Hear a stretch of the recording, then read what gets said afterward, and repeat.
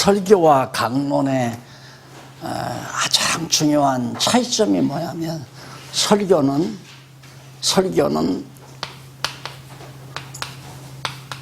교훈을 목적으로 해요. 교훈을. 강론은 계시를 목적으로 하고 여호와 하나님 계시를 목적으로 하는 게 강론이고, 그러니까 결국 강론을 하면 여호와 하나님이 살아 존재하시는 5대 속성을 지니신 여호와께서 살아계시다고 하는 사실을 성도들이 확실히 믿게 되는 결과를 가져오고, 설교는 하나의 생활 교훈으로 결론이 나가 떨어져요. 예를 들면 아브라함의 하나님, 이삭의 하나님, 야곱의 하나님 성경 본문을 읽었어요. 그리고 이제 거기에 대한 설교를 제목 설교를 합니다. 하나님은 누구? 아브라함의 하나님, 믿는 자의 하나님을 말한다. 그다음에 이삭은 바치는 자의 하나님, 자기를 제물로 바치는 자의 하나님이다. 야곱의 하나님은 뭐냐? 기도하는 자의 하나님이다. 그러므로 여러분 믿고 바치고 기도하고 이렇게 해야 하나님이 여러분의 하나님이 됩니다. 그럴듯하잖아요. 그게 설교예요. 예를 들면 또 아까 이스라엘 자손들이 애굽에 가서 400년 종살이 했다. 왜 했나? 하나님께서 아브라함에게 이제 언약을 하시면서 제사를 드리라고 했잖아요. 근데 비둘기 하나 갖다 제사를 드렸는데 비둘기를 쪼개지 않고 드리니까 솔개가 날아 들어왔다. 그걸 쪼개서 드리니까 그때 하나님이 응답을 했다. 왜 이스라엘 백성들이 애굽에 가서 400년 종살이 했나?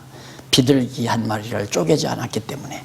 작은 것을 소홀히 여기는 데서 엄청나게 하나님 앞에 범죄를 했기 때문에 하나님께서 그 대가로 다시 말해서 400년 종살이 하겠다. 그러므로 여러분 하나님 앞에는 작은 것도 소홀히 하면 안 됩니다. 11조도 단돈 1,000원이라도 작다고 적당히 생각하면 안 됩니다. 이런 얘기를 하는 거죠. 그게 설교예요. 이런 식의 설교를 진짜 나한테 부흥에 맡기면 하루 전이면 끝난다. 하루 전이면 진짜. 진짜예요. 사람만 모아놓고 하루 저녁만 맡겨놓으면 끝나죠. 아주 그럴듯하게 얘기하니까, 성경에 나오는 얘기 그럴듯하게 딱 맞춰서 하니까 안 할 수가 없어요. 이게 얼마나 무서운 장면입니까? 이거 완전히 아니거든요. 여호와 하나님을 깨달아 알고 경외케 하기 위해서 하나님 말씀을 가르치는 거지, 성도들에게 이래라 저래라 이렇게 살아라 저렇게 살아라 하기에 교훈을 위한 건 절대 아니란 말입니다. 절대로. 설교와 강론의 가장 큰 차이점입니다. 선지자가 예언하는 것도 백성들이 하나님 뜻을 깨닫고 잘 하나님 경외하며 살게 하려는 데 목적이 있는 게 아니라 하나님께서 주신 말씀을 그대로 전파함으로 그냥 그 말씀 가감 없이 그대로 전하는데 예언해. 왜? 예언이 이루어졌을 때 하나님이 여호와임을 깨달아 알고 여호와 계시에 포인트를 맞춰서 바로 선지자가 하나님의 말씀만을 그대로 가르치는, 그래서 성경만 가르쳐야 됩니다. 성경만 가르쳐야 됩니다. 이거 구분하기 힘들잖아요. 설교는 뭐고 강론이 뭔가 아주 혁혁하게들이 빛과 어둠처럼 뚜렷하잖아요. 아, 확실하구나. 그러니까 설교는 목사님 입맛에 맞는 성도를 만들기 위해서 하는 것이 설교예요. 목사님의 마음에 맞는 성도를 만들기 위해서. 강론은 뭐냐? 하나님의 뜻에 맞는 성도를 만드는 게 강론이고. 그래서 여기도 보면 백성이 기도해 달라며 말씀에 순종한다는 서원을 증언하는 내용인데, 그 내용 자체가 남은 백성의 불순종입니다. 순종치 않는다. 이미 포로로 잡혀가야 하는데 살살 피해가지고 포로로 안 잡히고 남아있다는 것도, 그 그것도 남아있는 것도 하나님께서 그렇게 남게 만들어 놓은 거죠. 예, 가서 70년 동안 포로 생활을 해야 하는데, 흩어져야 하는데. 그래서, 막, 기도해 달라면서 하나님 말씀대로 순종하겠다고. 거기 5절로 6절 이쪽 57페이지, 5709페이지에 보면 중간에 5절 6절 나오죠. 에레미야 선지자가 남아있는 모든 백성이 여호와의 말씀대로 행할 것을 거듭 서약한 것을 증언하는 내용입니다. 여호와의 말씀대로 순종하겠다. 다시 말해서 이제는 하나님 깨달았으니까 5절 한번 읽어보실래요? 5절 한번 거기 보면 설교를 하면 인색한 교인을 만들죠. 내면서 아까워하고 많은 것 중에 일부 조금 내고 인색한 교인을 만드는데, 강론을 하면 덩치채 사나 죽으나 다 주의 것이고 주를 위하여 주의 영광을 위하여 몽땅 인색이 아니면 뭐 전부 결과가 이렇게 맺어지죠. 완전히 하나님의 사람으로 만들어가는 거. 이것은 교훈을 해서 억지로라도 벌 받을까 봐서 할 수밖에 없는, 또 복 받기 위해서 할 수밖에 없는, 인색하게 되는 거죠. 그럼 목사님 아까 그 강해 설교 있잖아요. 네? 강해. 네.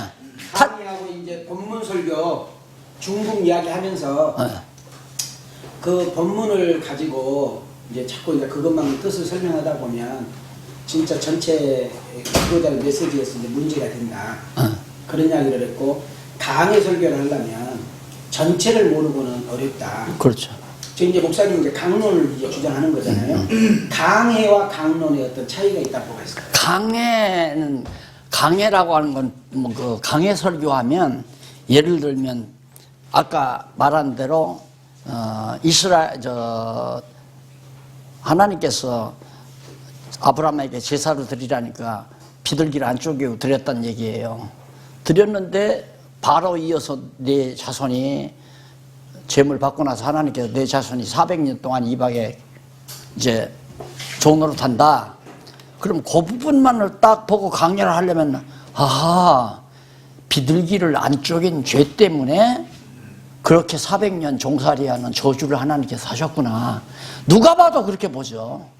그래서 그렇게 다 나오잖아요. 또 강해에. 그러니까 그런 엄청난 독약이죠. 그건 독약. 그래가지고 작은 일 하나도 소홀히 하지 말아야 한다. 하나님 앞에서는. 이렇게 되니까 얼마나 막 조여와요. 막 압축이 마음으로. 그게 독약이 되는 거죠. 마음의 평화가 오는 게 아니라, 마음의 평화와 기쁨과 감사가 오는 게 아니라 불안과 초조, 억압 이런 게 밀려오는 거니까. 강해는 아니에요.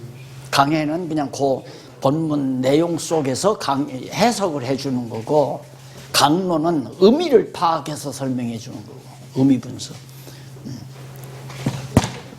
그러니까 이걸 깨닫고 나면 살아야 되는 이유를 여호와 경유하고 사는 것밖에 없어요. 왜 살아야 되는가? 그 이유밖에 없다니까. 하하, 내가 이 세상에 태어나서 몇십 년 동안 하나님께 살게 하시는 이유가 여호와 경유하기를 배우게 하려고 그랬구나. 그러니까 목적이 여호와 경유하니까, 아, 여호와 하나님께서 나를 지금 왜 안 불러가시고 지금 건강한 몸으로 살게 하시나. 그렇게 하다 보면 하나님의 뜻을 찾게 되잖아요. 아, 나에게는 이런 은사를 줬다, 저런 은사를 줬다. 그래서 그 은사를 위해서 그냥 마치 돈 버는 사람이 돈 벌기 위해서 막 사업만 하듯이, 이거 딱 강론설교를 통해서 성경을 성도가 깨닫고 나면 필요 없어요. 명예도 필요 없고, 인기도 필요 없고, 돈도 먹고 있고, 먹을 것과 입을 거 있으면 족한 거고, 뭐 싸놓고 갈 필요도 없는 거고, 이렇게 생각을, 오직 주의 영광을 위해서 주님 기뻐하시는 일. 그리고 신령한 것을 나누면 한없이 기쁨이 있잖아요, 서로가. 예를 들어서 목사님 한 분 언제 누구시든지 저희는데 한번 찾아와 보세요. 아마 목사님들하고 이제 만나면 뭐 3시간, 4시간 보내는 건 걱정할 거려? 안 그러면 그냥 점심 사드리고 아유 나 다른 약속 있어서 좀 가봐야 되겠는데 그러고 그냥 밥 먹고 끝나죠. 근데 아마 목사님들은 대부분 나하고 만나면 점심 먹고 차 한잔 마시면서 서너 다섯 시간 보내는 건 그냥 식은 죽일 거예요. 왜? 해도 마음의 기쁨이 계속 넘치고 그러니까 그래서 친교가 이루어지는 거 아니겠어요? 그래서 교회가 되지는 거고 이 교회가 그렇게 이루어져야 된다. 이제 그것이 이제 성경적인 교회죠. 그런데 이렇게 하려니까 얼마나 힘들어요. 가끔 막 그냥 기도원 세워놓고 기도원으로 데리고 가서 막 공갈 협박치고 막 기도하라고 족지 그러면서 한국교회를 이어왔거든요. 근데 이제 기도원 자체가 안 되니까 교회가 자꾸만 침체될 수밖에 없잖아요. 그래서 정말 이 시기가 너무 중대한 시기다 싶은 생각을 많이 하는데요. 자, 이제 수박 잡섰으니까 42장 7절로 17절 유다 땅에 거하고 애굽으로 가지 말라는 말씀을 합니다. 유다 땅에 거하고 애굽으로 가지 말라. 자, 당연히 하나님께서 언약한 땅은 어디냐면 언약한 땅은 가나안 땅이에요. 유다 땅. 그러니까 언약대로 유다 땅에 살아야 하는데 애굽으로 피난 간다. 애굽을 의지해서 애굽에 가서 잘 먹고 잘 살려고 한다. 그거 안 된다 이 말이죠. 그러니까 왜 애굽으로 가지 말라고 했는가? 하나님이 유다 땅을 그 가나안 땅을 하나님이 주시기로 언약했으니까 언약대로 살라는 얘기죠. 물론 그렇게 얘기해서 애굽으로 가지 말라, 애굽 의지하지 말라는 말라도 얘기를 할 수 있을 거예요. 그러나 그건 차후적인 문제고요. 애굽으로 가는 건 물론 애굽을 의지하고 그가 잘 먹고 잘 살라고 가는 거죠. 그건 안 된다 이거죠. 하나님이 약속의 땅이니까 약속의 땅에 머물러라. 42장 18절. 그리고 애굽은 못 가게 해놓고는 왜 바벨론은 왜 가게 해요? 바벨론으로 갔다가 돌아오게 하려고 가게 하는 거거든요. 바벨론으로. 왜? 그건 이미 하나님이 작정해 놓으신 것이기 때문에 모세를 통해서 언약했고 그 언약을 이루기 위해서는 반드시 바벨론은 가야 돼요. 유다 땅에 머물러 있으면 안 된단 말입니다. 어차피 그러니까 하나님의 계획대로 작정대로 이루어진다. 그렇다면 내 계획은 다 필요 없는 것이다. 하나님의 계획대로 사는 것이 가장 지혜로운 것이다. 이건 너무도 분명하잖아요. 제일 마음 편안하게 부담 없이 정말 당당하게 살아가는 방법은 하나님의 계획에 따라서 하는 삶. 그 이상 더 정말 아름다운 삶이 없죠. 나처럼 이렇게 얘기 안 해도 성도들 다 알아요. 아, 이거 내가 공연히 걱정하고 살았구나. 공연히 두려워했네. 공연히 염려했네. 말씀 들으면서 공부하면서 다 그렇게 생각을 해요. 그러니까 자꾸 더 공부하고 싶어.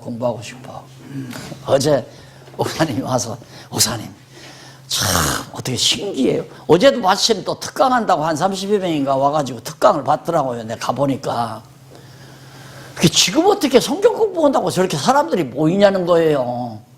그게 자기는 신기하대요. 우리 그 연구소에 와서 이렇게 보면, 연구실에 와서 보면 공부한다지. 또 여기 여기도 왕성교회도 이렇게 몇십 명의 목사님들이 오셔서 공부하신다지. 그러니까 다 알죠.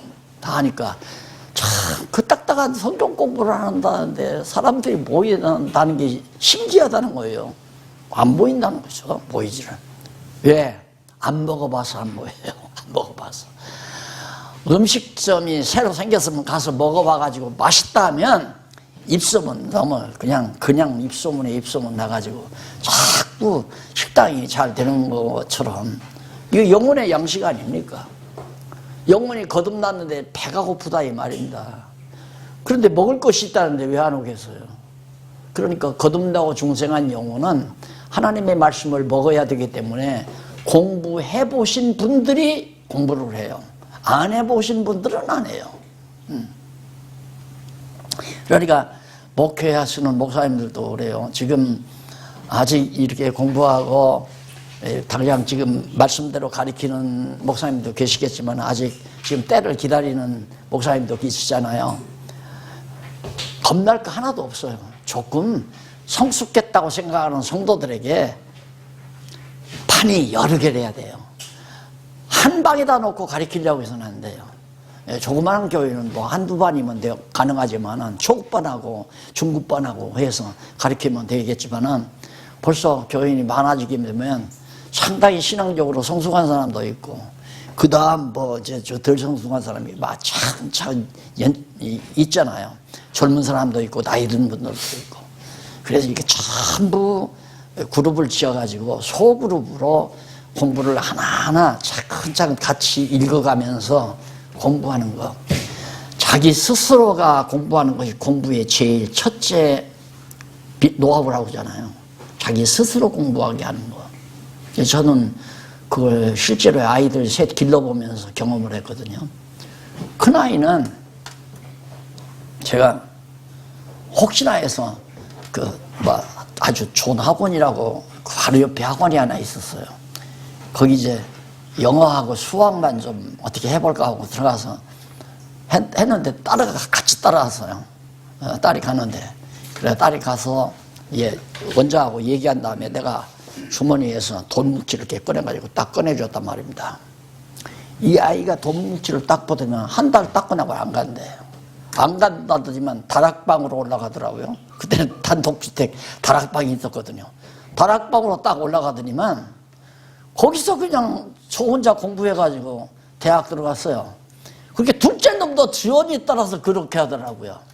셋째 놈은 지원이들 따라서 다락방으로 했는데 한번 떨어졌어요. 떨어지니까 날더라. 아빠, 내가 실력이 없어서 떨어진 거 아니야? 하나님께서 건방 떨지 말라고 한번 나를 한번 낮춘 거니까 아빠 걱정하지 마. 내년에 내가 붙을게. 그래서 아이들 셋이 다 경희대 다 갔잖아. 똑같이. 그러니까 왜 그랬나? 혼자 공부하게 만드는 거. 그래서 교인들도 그래요. 목사님이 일일이 가르치려면 나처럼 이렇게 입 다 마르니까 스스로 공부하도록 하는 방법으로 자꾸 이끌어가고, 목사님들은 멘트만 좀 해주고 조금씩 이제 설명만 해주는 그런 방향으로 해가면 잘 되리라고 생각해요. 나는 지금 현재 우리 저기는 그렇게 하라고 하지도 않았는데, 일단 아침에 10시에 딱 나가면 제가 이제 총체적인 이제 격언의 강의라고 해서 이제 전체 강의를 한 40, 50분 해요. 그거 끝나고 나면 그 다음에 영상으로 공부하는 사람도 있고, 스스로 그룹지어서 가서 공부하고 있는 사람들이 있고, 그 다음 점심 먹고 나면 또 가서 공부하고. 그래서 주일날 모이면 서너 시간씩 공부하고 합니다. 다 지금 각자 그룹, 장로님들은 장로님들끼리, 권사님들은 권사님들, 나이 든 권사님들, 젊은 권사들, 청년들, 이런 그룹 막 구석구석에 가서 7, 8명씩, 10여 명씩 이렇게 모여서. 그러니까 쑥쑥 크죠. 자꾸. 그렇게 되니까 정말 말씀을 들은 분들은 오직 정말 하나님의 영광을 위해서 산다는 것이 무엇인가를 스스로 몸으로 체득하게 되고요. 뭐 연보하는 거 아깝게 그렇게 생각도 안 하고, 해야 된다는 일이 있으면 최선을 다해서 가치들을 연보해서, 저는 누가 연보를 얼마 어떻게 하는지 몰라요. 각각 팀마다 봉사, 은사교회라고 그러죠. 선교이면 선교회, 후원이면 후원회, 뭐 장학회면 장학회, 이런 회의들이 따로따로 있어가지고 회계가 다 따로 있으니까 누가 얼마 내고 얼마 어떻게 했는지는 1년 살아본 다음에 이제 보고서가 딱 차례로 이렇게 딱 나오면, 아, 이분이 여기에 이렇게 봉사하며 살았구나. 그때야 알죠. 누가 간섭하는 사람도 없고, 목사님들 세상 편해요. 정말. 그냥 성경 말씀 이미 다 배워서 깨달았으니까 질문하면 답변해주고, 뭐 어디 해달라면 어디 해주고, 그거면 끝나요. 뭐 관리할 것도 없고, 인간 관리할 것도 없고, 사람 심리 이용해서 잘 요리해 줄 것도 없고, 스스로가 다 말씀으로 힘내고. 그래서 진짜 이 강론, 성경 강론, 성경 자체를 강의하는, 이게 개혁자들이 하고 싶었던 거거든요. 종교개혁자들이. 이게 칼빈이 이걸 한다고 했잖아요. 이게 칼빈 주석이라는 게 바로 이 강론한다고 성경을 차례대로 쭉 하는 걸 그 제자들이 앉아서 그냥 속기해가지고 그 책으로 꺼낸 거예요. 근데 좀 엉성하지만 조직도 없고 그냥 논리도 없고, 그건 강론 설교가 아니라 강해 설교처럼 되죠. 강해. 그 토막토막 그 부분을 언어풀이하고 강해해 나가고. 그 이제 칼빈 주석이 바로 그런 형식으로 되어 있는데, 참 많이 하고 싶었죠. 개혁자들이. 성경을 좀 더 일관되게 하나의 주제 밑에서 논리적으로 정리해서 가리키고 싶었는데, 그 뭔 줄을 모르니까 못하고 말았잖아요. 그것이 오늘 우리 시대에 지금 우리 앉아있는 여기에 대박으로 터진 겁니다. 대박으로. 진짜. 제가 했기 때문에 대박이라는 게 아니라 나도 대박이라고, 내 스스로가 대박이라고 생각하고 받아들여요. 이것과는 천하 그 무엇하고도 바꿀 수 없는 보화라고는, 정말 얼마나 과거 신앙의 선배들이 이걸 알고 싶어 했어요. 성경을. 지금 성도들도 다 마찬가지예요. 성도들에게 소원이 뭡니까? 하면 성경 좀 알고 싶어요 하는 거예요. 40%가 40여 프로가 그걸 원한대요. 성경을. 왜 교회를 안 나간? 성경을 알고 싶은데 성경 안 가르쳐서 교회 안 나간다고. 그게 다 지금 요즘 나오잖아요. 프로테이지로. 얼마나 많은 사람들이 성경을 알고 싶어 하는데, 지금 이 일을 오늘 정말 수가 많지는 않지만 우리부터라도 이걸 앞장서서 해나가다 보면 많은 분들이 안 따라올 수가 없어요. 이건 안 먹히니까, 이건 잔소리라고 안 먹혀요. 먹히질 않아요. 이걸 들으면 한두 번 듣고 안 나가요. 완전히 이게 쇠뇌된 사람 아니면. 43장 1절로 7절, 백성이 말씀을 거역하고 애굽 땅으로 들어감을 증언함. 가지 말라고 해도 가잖아요. 가지 말라고 해도. 왜? 불순종 가운데 가둬놓으니까 아무리 가지 말라고 해도 가게끔 돼 있다. 그 다음 43장 8절로 13절, 큰 돌드 표적으로, 큰 돌로 표적을 삼아서 바벨론이 애굽을 멸한다고 예언함. 너들 애굽으로 가지 말고 약속의 땅 유다 땅에 그냥 머물러 있어라. 왜? 결국은 뭐예요? 바벨론에 의해서 애굽이 망한다. 이게 바빌로니아 제국의 영역을 지도에서 보면 애굽까지 다 들어가잖아요. 애굽까지 다. 그러니까 바벨론에게 멸망할 애굽으로 가봤댔자 거기서도 역시 너희들 살 수가 없다. 거기 간다고 사는 게 아니다 이 말이죠. 자, 그 다음 네 번째로 5720페이지, 유다인의 패망 예언. 유다인들이 다 패망한다. 유다가 패망한 까닭을 밝히며 악행을 책망하신 말씀을 증언합니다. 깨닫게 하려고. 그것이 왜 하나님께서 불순종 가운데 가두어서 불순종 계속 놓고 왜 책망을 하나? 그것이 잘못이고 그것이 하나님이 싫어하는 악이라는 걸 깨달아 알게 하기 위해서. 잘못했는데 책망도 안 하면 잘못인지 모르잖아요. 그러니까 하나님께서 불순종 가운데 가두어서 불순종한 행위를 하나님이 책망하는 이유는 그것이 하나님이 싫어하는 악한 행위임을 깨달아 알게 하기 위해서 하나님께서 책망을 하는 거죠. 그 다음 44장 11절로부터 14절 거기 보면 애굽에서 도피하는 자들 외에는 다 멸하신다고. 애굽에서 도피하는 자들 외에는. 그러니까 애굽에서 또 도망가야지 애굽에서 도피하지 않는 자 다 멸망시켜버린다. 어디 가도 다 멸망하는다. 15절로 23절, 오해하는 백성에게 과거 범죄의 결과에 대하여 증언합니다. 뭘 오해하는가? 거기 때에 자기 아내들이 다른 신들에게 분향하는 줄을 아는 모든 남자와 곁에 섰던 모든 여인 곧 애굽 땅 바드로스에 거하는 모든 백성 큰 무리가 에레미야에게 대답하여 가로되 네가 여호와의 이름으로 우리에게 하는 말을 우리가 듣지 아니하고 우리 입에서 낸 모든 말을 정령히 실행하여 우리의 본래 하던 것 곧 우리와 우리 선조와 우리 왕들과 우리 방백들이 유다 성읍들과 예루살렘 거리에서 하던 대로 하늘 여신에게 분향하고 그 앞에 전제를 드리리라. 대저 그때에는 우리가 식물이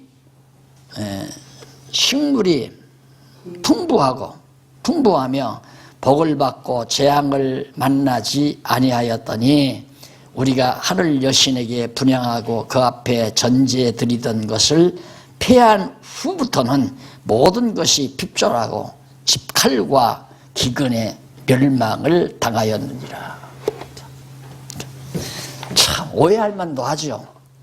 왜 그러냐면 하늘의 여신들에게 막 제사하고 분향하고 할 때는 농사도 잘 되고 풍성하고 잘 먹고 잘 살았는데 그걸 안 하고 여호와만 섬긴다고 하는데 우리가 지금 대적들에게 다 망하고 있다. 이것이 이제 배나무 날자, 가마귀 날자 배 떨어진다고 그런 얘기죠. 하나님께서 멸망할 시기가 바벨론이 들어와서 멸망시킬 때가 됐는데 자기들이 그때는 이제 하늘 여신을 섬기지 않고 여호와 섬긴다고 했는데도 하나님은 우리가 그렇게 되니까 망하더라. 그러니까 우리는 여신을 섬기겠다. 무슨 얘기냐면 문제는 그거예요. 여호와 하나님의 뜻대로 안 해도 잘 되는 것이 문제라 그 말입니다. 그럼 그 사람은 여호와 하나님 없다고 생각하는 거죠. 우리 보통 그러잖아요. 요즘 많은 사람들이 왜 예수 믿어야 잘 산다 이러니까 예수 안 믿는 사람들은 왜 잘 사냐? 불교인이 왜 잘 사냐? 그러니까 예수 안 믿고 살아도 좋은 대학만 가고 그 집 자녀들이 잘 되고 사업도 잘 되고 예수 믿어야 잘 된다는 법이 어디 있느냐? 그래서 예수를 안 믿잖아요. 그러면 하나님께서 인간의 행위대로 죄를 범하면 멸해버리고 하나님 경유하면 잘되게 하고 죄를 지면 멸해버리고 하나님 경유하면 잘되게 하고 그때 하면 안 믿을 사람 하나도 없죠. 다 믿죠. 지금이라도 예수 안 믿는 모든 이방 사람들 전부 다 저주에서 병 걸리게 만들고 재난에 허덕이고 재정적인 가난에서 허덕이게 만들어 놓고 예수 믿는 사람은 잘 먹고 잘 살고 부유하고 건강하고 그래버리면 쉬울 거 아니에요. 그렇게 기준을 정하고 자꾸만 생각하니까 문제가 된다. 근데 하나님은 인간의 행위 여호와와 관계없이 내가 그러잖아요. 이런 얘기가 진짜 목사님들이 앞으로 이제 성경을 강의할 때 지금 제가 하고 있는 이런 얘기들이 전부 무기죠. 무기. 하나님은 이미 다 작정대로 작정해 놓으셔서 작정하신 스케줄대로 때가 되면 범사가 다 때가 있다고 했잖아요. 앉을 때가 있으면 설 때가 있고 돌 던질 때가 있으면 떨어질 때가 있고 세울 때가 있으면 무너날 때가 있고 이 때를 전부 하나님이 정해놨는데 아직 망할 때가 안 되니까 예수를 안 믿고 하나님을 경외하지 않아도 잘 먹고 잘 산다 이 말이에요. 또 욥처럼 잘 먹고 잘 사는데도 하나님께서 때가 되니까 욥을 다 망하게 하잖아요. 그러니까 방법에서 원리를 찾으려고 하면 하나도 믿을 수가 없어요. 나도 못 믿어요. 방법에서 하나님의 섭리 방법에서 그 원리를 적용하려고 하면 안 맞다 이 말이에요. 하나님 잘 경외해도 망하는 수가 있고 하나님을 잘 경외 안 해도 현실적으로 흥하는 수가 있고 그러니까 이것 가지고는 절대로 얘기가 안 되는 거죠. 그 때가 되면 다 망하는 거고 때가 되면 흥하는 거고 하나님께서 자, 이 사람들은 불택자를 흥하게 해서 결국 마지막에 망하게 하려고 하는 것이 하나님의 전법이고 서령 예수 잘 믿는 욥처럼 의로운 욥이 다 망해도 결과는 가서 더 흥하게 하려고 욥을 더 흥하게 하려고 그래서 망했어도 잘 사는 욥을 망하게 한 것은 더 흥하게 하려고. 불택자는 잘 살다가 망하면 끝내버리려고.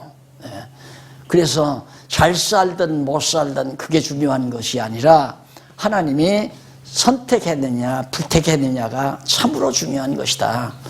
이렇게 놓고 이런 원리에 의해서 이 섭리세계를 봐야 우리들도 낙심을 안 하지. 안 그러면 낙심하죠. 야바웃꾼처럼 얘기하는 사람들이 더 교회도 막 더 크고 사람을 갖다가 다 농락하는 사람들이 더 크게 성공하고 그런 경우가 많잖아요. 한국 교회도 깡패 출신들이 더 목회도 잘하는 것 같고 큰 교회도 하고. 그래 이해가 안 가죠. 성경 열심히 보고 성실하게 정말 목회를 진실하게 하려고 하는 사람은 교회가 그렇게 크지도 않고 어렵고 힘들고 그런 경우도 많고.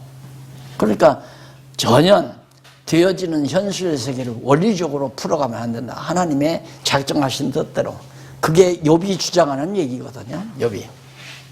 욥의 친구들은 자꾸만 원리를 얘기하잖아요. 욥의 친구들은 너 임마 네가 망한 것은 죄 졌으니까 망한다.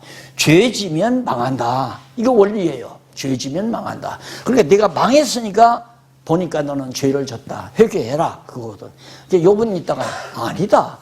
죄 져서 망할 것 같으면 왜 나만 망하냐. 다 망해야지 않냐. 죄 진 사람 다. 그건 아니고 하나님의 작정하신 뜻대로 내가 망한 것이다. 하나님의 정하신 뜻에 따라서 난 망한 것이다. 욥이 말이 맞지 않습니까?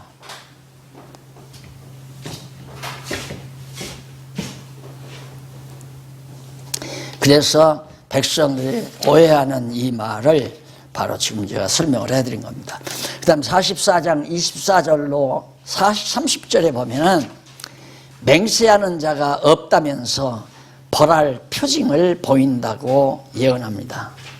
맹세한 하나님의 말씀을 에레미야가 열심히 전했지만 여호와 하나님 경외하고 살겠다고 맹세하는 사람이 전혀 없어요. 왜?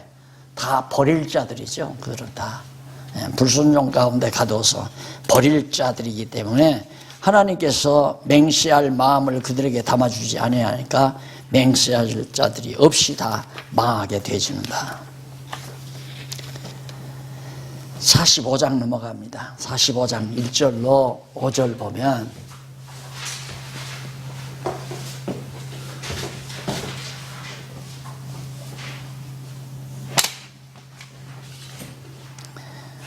(45장 1절로 5절) 탄식하는 바룩에게 권하며 생명을 얻게 된다고 예언하는 얘기입니다.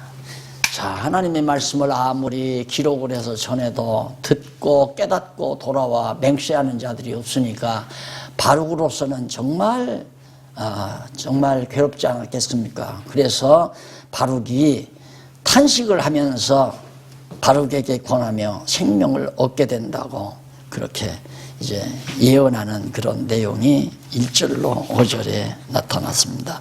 아무리 인간 방법대로 안 돼요. 그래서 제가 그걸 알기 때문에 듣고 믿겨서는 믿고 듣기 싫으면 말고 그 말이죠. 그게 뭐냐면 듣고 안 듣고 못 듣고 하는 것이 여호와의 뜻에 달려 있는 것이지 내가 강의를 잘하면 듣고 내가 강의를 잘못하면 안 듣고 그게 아니라 말입니다. 그러니까 우리 말씀을 증거하는 자들이 늘 이제 생각하는 게 내가 전해서 저 사람을 꼭 믿게 해야 되겠다. 이게 얼마나 건방진 말인지를 알 수 있잖아요. 얼마나 건방진 말인지를. 참으로 건방진 말이죠. 내가 어떻게 믿게 해요. 믿음은 하나님의 선물이니까 하나님께서 성령 감동으로 깨닫게 해서 말씀을 깨닫고 뉘우치고 믿어지도록 성령이 역사해야 믿어지는 거거든요. 안 그래요? 믿음도 내 의지대로 믿는 것이 아니라 하나님께서 믿게 해줘야 믿는다 말이 바로 그런 얘기입니다.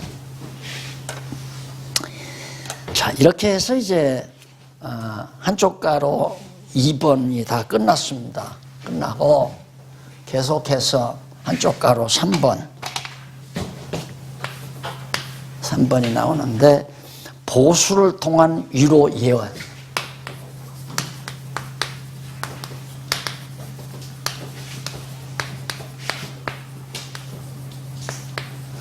위로예언이 이제 46장 52장에서부터 52장까지 이게 마지막 부분이죠. 참 그 하나님이 얼마나 자상하신가를 알 수가 있죠. 원수들, 대적들을 통해서 이제 하나님의 택한 백성들을 때리게 하잖아요. 그러니까 예를 들어서 사랑하는 자녀를 훈계하기 위해서 회초리를 꺾어다가 이제 방 안에다 놓고 만약에 잘못을 하면 회초리로 때린단 말입니다. 때려요. 그러면 그 회초리가 정말 귀하다고 해서 갑오로 보관하는 법이 없잖아요. 회초리로 쓰고 그 다음 내 던져버리는 거죠. 마찬가지로 이 세상 나라라고 하는 건 하나님께서 하나님의 택한 백성들을 훈련시키기 위한 하나의 세력으로 이 세상 나라가 존재하는 겁니다. 그러니까 우리가 이제 국가와 종교 문제에 대해 교회와 국가와의 관계를 신학적으로 정립이 안 되잖아요. 로만 캐토릭은 교회가 국가를 지배해야 된다고 생각을 하고, 또 개신교는 국가와 종교는 교회는 분리한다. 완전히 분리했으니까 서로 상관하면 안 된다. 그렇게 생각을 하고, 또 어떤 사람들은 당연히 국가가 교회를 지배해야 된다. 그게 공산사회에서 그런 거 아니에요. 중국 같은 데는 교회를 갖다가 국가가 다 지배하잖아요. 그러니까 세 종류가 있어요. 국가가 교회를, 그다음 교회와 국가가 서로 완전 분리해야 한다. 이것은 이제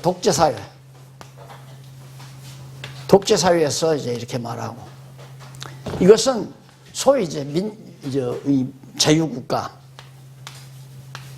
자유국가에서, 그 다음 이제 민주국가죠. 그 다음 이제 교회와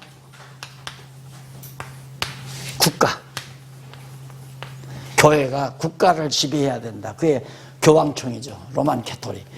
이런 세 가지 관계가 있는데, 이걸로 우리 개신교가 정리가 됐거든요. 그러면 교회와 국가가 완전히 분리돼 버리면 국가는 필요 없다는 얘기 아니에요. 나와 아무 간섭하지 말라. 또 국가가 교회 간섭하지 말아야 되죠. 그런데 지금 현재 국가가 교회에 세금을 물이잖아요. 세금을 물이고, 교회 또 교회 자체가 교회 문제를 갖고 국가 법정에 가서 재판해달라고 해요. 그럼 해줘야 되는 거예요? 그럼 국가와 교회가 완전히 분리된 건데, 분리됐다면 가서 재판받으면 안 되죠. 교회와 국가가 완전히 분리됐다고 헌법에 명시해 놓고는 국가도 교회를 재판하게 되고, 장로도 재판하고 목사도 재판하고, 이게 웃기는 거예요. 이거 있을 수 없어요. 이게 그러니까 총체적으로 정리가 안 됐다. 그런데 성경신학에서는 간단해요. 이게 하나님이죠. 하나님이 바로 교회와 세상 나라, 세속국가, 이게 하나님 안에 다 있는 거예요. 하나님이 지배한단 말입니다. 그러면 어떻게 하나님이 주관해 가시는가? 교회가 잘못되면 세상 나라를 통해서 때려요. 그리고 교회를 위해서, 다시 말해서 교회되게 하기 위해서 악의 도구로 쓸 때도 있고 선한 도구로 쓸 때도 있고, 이건 쓰임받는 거예요. 교회를 위한 거. 그러니까 어디까지나 하나님은 하나님 나라인 교회가 목적이에요. 그러니까 이걸 교회가 국가를 지배해야 된다. 그렇다고 해서 교회가 국가를 지배하는, 아니죠. 지배가 아니에요. 하나님이 이 둘을 다 주관하면서 교회가 잘못됐을 때 바벨론으로 들어서 교회를, 유다의 민족들을 치게 하시듯이 도구로 쓴다 이 말입니다. 하나님의 나라를 나라 되게 하기 위한데 필요할 때 악한 날에 악의 도구로 하나님이 사용하셔서 하나님의 교회가 교회 되도록 인도해 가신다. 이건 도구고, 이건 목적이고. 교회가 목적이고 세속국가는 도구고. 교회를 위한 도구라 이 말이에요. 그렇다고 해서 교회가 직접 국가를 지배하는 건 아니에요. 하나님께서 때로는 세속국가의 간섭이라기보다도 세속국가의 침략을 당하기도 하고, 그게 이제 이북교회가 김일성 제도하에서 완전히 박살났잖아요. 그런 경우죠. 이남은 이승만 대통령이 대통령 돼가지고, 장관과 대통령 돼가지고 대한민국의 도움을 많이 받았잖아요. 그러면서 이제 1960년대 더구나 또 막 기독교가 왕성하니까 기독교를 세속국가가 이용하기 위해서 많은 투표를 얻기 위해서 교회에 많은 도움을 줬잖아요. 그러다 보니까 막 큰 단체가 이루어졌어요. 그게 이제 교회가 무너지는, 교회가 이제 타락한 원인이 되는 거죠. 너무 깔끔하잖아요. 아주 깔끔하죠. 누가 누구를 지배하는 게 아니에요. 하나님이 교회도 세속국가도 다 지배하는데, 교회가 부패할 때는 세속국가를 강하게 만들어요. 그래 독재 아래 있게, 독재 아래서 완전히 교회가 학대를 당하도록, 그래서 교회를 막 멸망시키기도 하고 시련도 겪게 하고 순교자도 나오도록 하고, 그리고 이제 하나님께서 세속국가를 유연하게 만들어서, 사악하지 않게 만들어서 교회가 편안하게 교회를 보호하는, 군대로 보호하고 모든 행정도 보호하고 보호해줘서 교회가 교회 되어지도록 하나님께서 보조로, 다시 말해서 도구로 사용하신다. 그러나 하나님의 섭리 목적은 오직 교회에 있다, 그 말이죠. 그래서 이거 다 아니에요. 이건 교회 교황청이 세속국가를 지배하려고 하는 거거든요. 여기는 교회가 세속국가를 지배하는 게 아니죠. 여기 뭐 교회 총회장이 대통령을 임명하거나 대통령을 세우거나 그거 아니잖아요. 여기는 로만 캐토릭은 교황이 바로 각 나라 추기경 다 세우잖아요. 다 임명해서.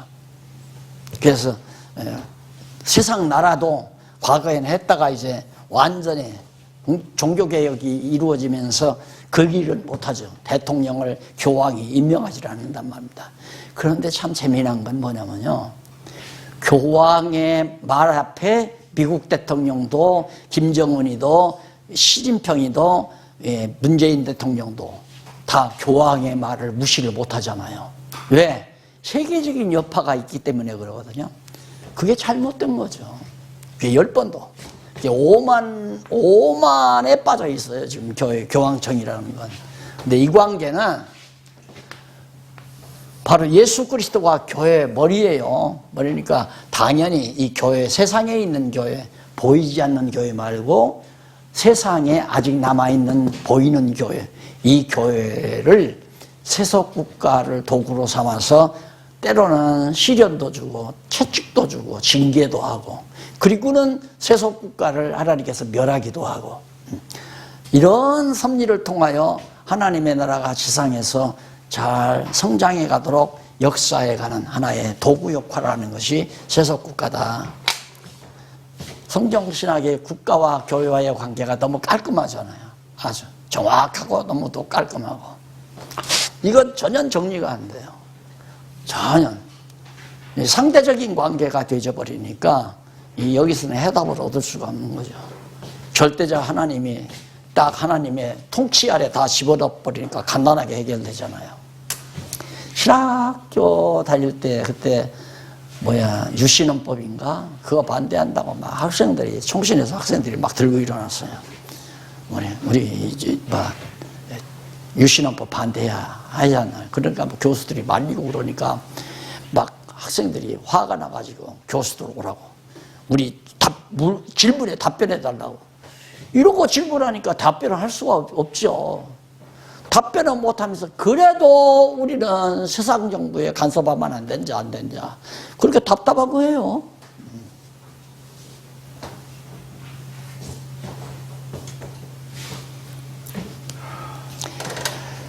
보수를 통한 위로 예언, 당연하죠. 세상 나라가 교회를 핍박했다. 이건 득점적인 잘못이죠. 왜? 하나님께서 교회 핍박할 때는 망하게 하려고 핍박하는 거예요. 그래서 난 사실 이북의 김일성이가 공산주의 불러들이면서 교회를 다 망가뜨렸잖아요. 다 죽이고. 예? 그래서 막 피난 다 나오고 목사들이 남한으로 와서 세운 교회가 남한의 굵직한 부산의 부전교회, 영락교회, 평안교회, 이 큰 교회, 대한민국의 큰 교회들은 전부 이북 목사님들이 와서 세운 거란 말입니다. 그러니까 그렇게 이북교회를 쳐서 남한으로 와가지고 남한의 복음을 증거하기 위한 하나님의 전법이었죠. 김정은이는 죽었잖아요. 김일성은 죽었잖아요. 근데 지금도 기독교를 반대하고 있거든요. 이게 하나님께서 그냥 놔두겠나. 하나님께서. 그래서 하나님이 이거 그냥 안 놔둔다. 많은 걱정이죠. 이번에 뭐 20 해가지고 뭐 김정은이가 이제 시진핑 얻고 샤자 회담을 지금 은근히 끌어가려고 더 복잡해지는 거 아닙니까? 미국하고 김정은이하고 단판 붙을 때 그냥 중개자로서 문재인이가 활동하면 간단한데 거기 중국이 따라 붙어버리면 이제 이권 문제가 생기니까 대한민국이라고 하는 이 나라를 미국이 그대로 자기들 수하에 집어넣느냐 중국이 자기 수하에 집어넣느냐 하는 것은 대륙의 아세아 대륙의 판도가 달라지는 거란 말입니다. 완전히 달라지는 거죠. 미국으로 들어와 버리면 완전히 이제 아세아권은 완전히 중국이 경제 이익권 아니에요? 그러니까 시진핑이가 열받은 거죠. 저 따라붙으면 저거 안 되는데. 키워놓으면 이제 노군하고 키재기하자 할 거니까 미리 잡느라고 지금 막 억탁을 부리면서 저렇게 난리를 치는 가운데 우리는 여기서 평화를 얻어보려고 노력하지만 우리 노력으로 되나요, 그게? 하나님께서 역사하셔야 되는데 교회를 그렇게 망가뜨린 이북 권세를 하나님께서 몇 년이나 더 놔두실 건지 그건 알 수가 없는데 그게 누구 얘기 들으니까 방송에서 나왔대요. 지금 저 백두산에서 뭐 물포자가 올라온대요. 포자가 백두산 천지 물에서 물방울이 이제 포자가 올라온대요. 그 말은 밑에 지금 화산이 점점 지금 활화산으로 지금 살아 올라온다는 얘기죠. 근데 그 지질학자들이 연구했을 때 그게 터지는 날에는 여기는 괜찮답니다. 광주 지역은 괜찮대요. 이 수도권은 괜찮대요. 그런데 이게 강원도로에서 저 경상남도로에서 부산 쪽까지 완전히 그냥 완전히 쓸어버린대요. 그런다고 연구하자고 하는데 지금 막 그 쉬쉬쉬쉬 이부 김정은이 나야 말도 못 붙이게 학자들이 그거 같이 연구합시다 하니까 연구하면 백성들이 다 손 안 뜨는 거 아니에요. 글쎄면 화산이 터지게 할지 무슨 병을 하나님께서 주실지 뭐 어떻게 했었든지 하나님께서 그냥 놔두시겠나. 이북에 복음을 준거하고 지금 지하에서 기도하는 지하에서 신앙생활하는 성도가 한 20만이 된대요. 이북에.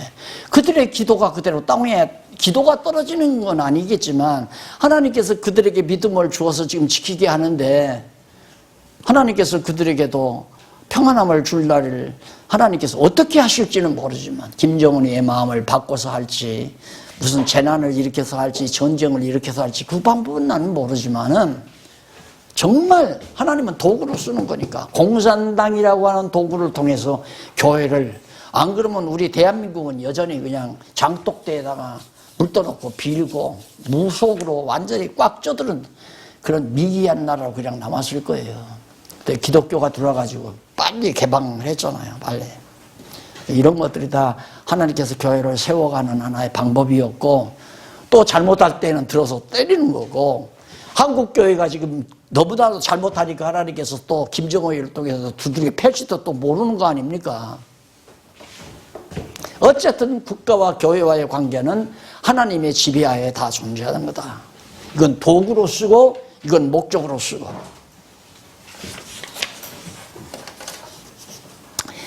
그래서 애굽에 대한 보수, 먼저 애굽부터 친다. 그래서 애굽의 수치를 증언하면서 보수를 위해 멸할 것을 약속하는 예언하는 내용이 나오면서 46장부터 이제 시작이 됩니다. 집에 가셔서 46장부터 아가서까지, 예레미야 애가까지 한번 쭉 읽어서 예습하고 오시면은 다음 시간에 애가까지 마칠까 싶습니다. 미리 예습을. 제가 지금 예습한 걸 전제로 하고 강의를 합니다. 일일이 다 안 하고 핵심만 짚어가면서 하는 거니까 미리 46장부터 애가서까지 다 예습하고 오시기 바랍니다. 감사합니다. 강의 마치겠습니다. 기도하십시다. 살아계신 하나님 아버지, 인간의 아둔함과 미련함이 하나님이 하시는 섭리를 알지 못하고 방종하며 자만하게 사는 때가 너무 많습니다. 하오나 우리에게 보혜사 성령 보내셔서 믿는 것과 하는 것으로 하나 되도록 말씀 안에서 이렇게 한 대여섯 시간을 같이 기쁨으로 보내게 하신 것을 진심으로 감사합니다. 하나님 아버지, 지혜의 영을 주셔서 깨닫게 하셨사오니 귀한 종들을 어떻게 선한 도구로 쓰실지 우리는 모르지만 하나님께서 말씀으로 무장시키는 분명한 뜻이 있는 줄 믿고 소망 중에 기도하며 기다립니다. 하나님 아버지요, 무미한 삶을 살지 않도록 귀한 종들을 강한 능력의 발로 붙잡아 주시옵소서. 예수님의 이름으로 기도드립니다. 수고하셨습니다.